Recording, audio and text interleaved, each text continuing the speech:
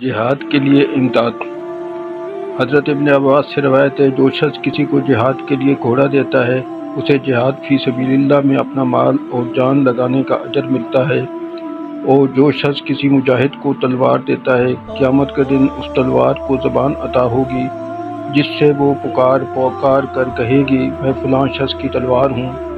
اور آج تک اس کے لیے جہاد کرتی رہی ہوں۔ اور جو کوئی جہاد کے لیے کسی کو تیر دیتا ہے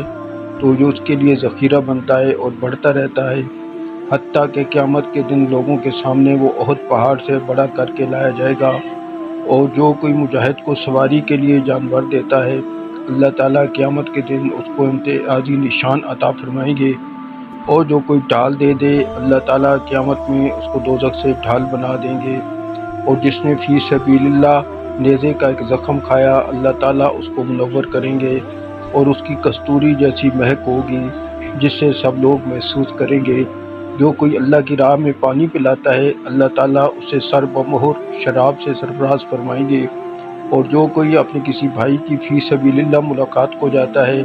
اسے ہر قدم کے بدلے ایک نیکی ملتی ہے، ایک درجہ بلند ہوتا ہے اور ایک گناہ کم ہوتا ہے۔ جو کوئی جہاد فی سبیل اللہ کے لیے گھوڑا رکھتا ہے اسے اس کے ہر بال کی عوض ایک نیکی ملتی ہے، ایک درجہ بلند ہوتا ہے اور ایک برائی کم کی جاتی ہے۔ اور جو کوئی اللہ کی راہ میں ایک رات پہرا دیتا ہے اللہ تعالیٰ اسے قیامت میں بڑی گھبراہٹ سے محفوظ